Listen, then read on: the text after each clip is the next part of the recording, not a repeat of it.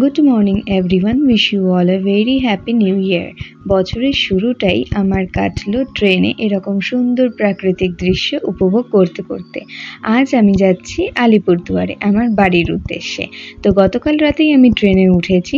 সকাল সকাল এক কাপ চায়ের সাথে জানালার পাশে বসে পড়েছি শীতের এই কুয়াশাময় সকালটাকে উপভোগ করার জন্যে। আমাদের ট্রেন ছুটে চলেছে পাহাড়, নদী আর জঙ্গলে ঘেরা এই সুন্দর প্রকৃতির মাঝখান দিয়ে।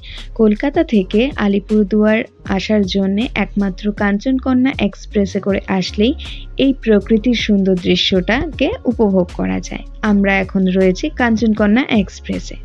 এই জায়গাটা হচ্ছে আমার সব থেকে পছন্দের একটা জায়গা। ওই যে দূরে দেখা যাচ্ছে সেবক করোনেশন ব্রিজ, আর এটা হচ্ছে তিস্তা নদী। এই নদীটা এতটাই সুন্দর, মানে সামনাসামনি আরো বেশি ভালো লাগে। খানিকটা পথ পেরিয়ে আসার পরেই এরকম দুটো টানেল পড়ে।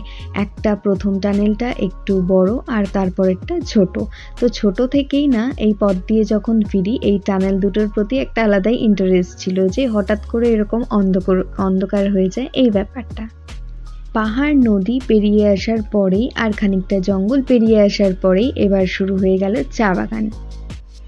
প্রকৃতির এই সুন্দর দৃশ্য উপভোগ করতে করতে ফাইনালি আমাদের ট্রেন এসে পৌঁছে গেছে আলিপুরদুয়ারে। ট্রেন থেকে নেমেই টোটো করে আমরা এখন রওনা দিয়ে দিয়েছি বাড়ির উদ্দেশ্যে।